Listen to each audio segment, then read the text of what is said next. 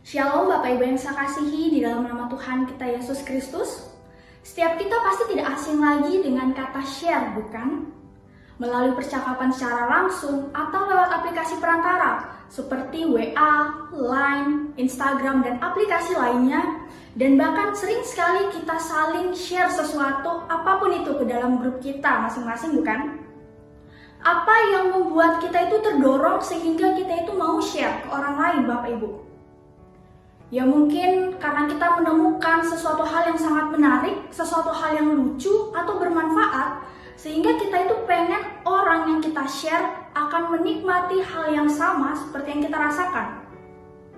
Apakah kita pernah share tentang Injil yang adalah kasih karunia Tuhan untuk umat manusia kepada orang-orang di sekitar kita? Kepada orang-orang yang ada di dalam grup kita, Bapak Ibu? Injil adalah kabar baik yang menyelamatkan. Injil adalah sesuatu hal yang sangat penting yang harus kita share juga kepada orang lain.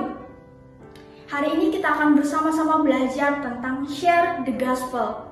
Mari saja kita untuk membuka Alkitab kita yang terambil di kitab Kisah Para Rasul 18 ayat yang pertama hingga ayat yang kelima. Tapi saya ingin kita membaca secara fokus di ayat keempat hingga ayat kelima. Dan setiap hari Sabat, Paulus berbicara dalam rumah ibadat dan berusaha meyakinkan orang-orang Yahudi dan orang-orang Yunani. Ketika Silas dan Timotius datang dari Makedonia, Paulus dengan sepenuhnya dapat memberitakan firman, di mana ia memberi kesaksian kepada orang-orang Yahudi bahwa Yesus adalah Mesias. Bapak Ibu, secara garis besar kita melihat bagaimana awal mula pelayanan Paulus di kota Korintus setelah sebelumnya ia meninggalkan Athena karena orang-orang di Athena sana tidak menerima Injil yang diberitakan oleh Paulus. Ia kemudian bertemu dengan Aquila dan Priscilla yang baru datang dari Italia karena Kaisar Claudius memerintahkan supaya semua orang Yahudi meninggalkan Roma.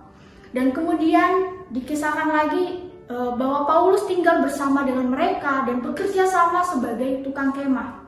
Dan yang menariknya Bapak Ibu, di ayat keempat hingga kelima ini, bagaimana Paulus setiap Sabat akan pergi ke rumah ibadat dan di sana ia akan menyampaikan Injil dan memberi kesaksian bahwa Yesus adalah Mesias.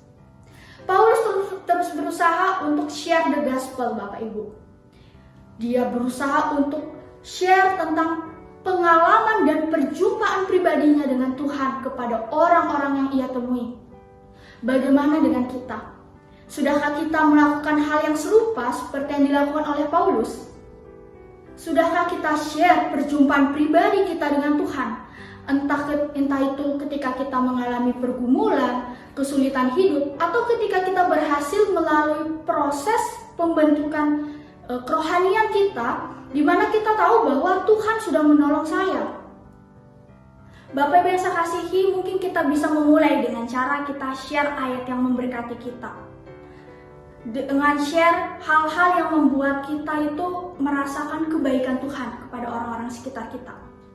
Dengan segala kemudahan teknologi yang sudah sangat mumpuni hingga saat ini Bapak Ibu, mari saya mengajak setiap kita untuk bisa belajar berbagi Injil kepada lebih banyak orang, agar banyak orang lebih mengenal siapa Yesus itu sebenarnya. Tugas kita adalah share, membagikan tentang kasih dan pengampunan Tuhan untuk umat manusia. Setelah kita melakukan bagian kita ini, maka Allah Roh Kuduslah yang akan bekerja dan menolong seorang demi seorang untuk semakin percaya. Di dalam 2 Timotius 4 ayat 2a sebagai penutup saya akan membacakan untuk kita. Beritakanlah firman, siap sedialah baik atau tidak baik waktunya. Amin. Tuhan memberkati kita semua.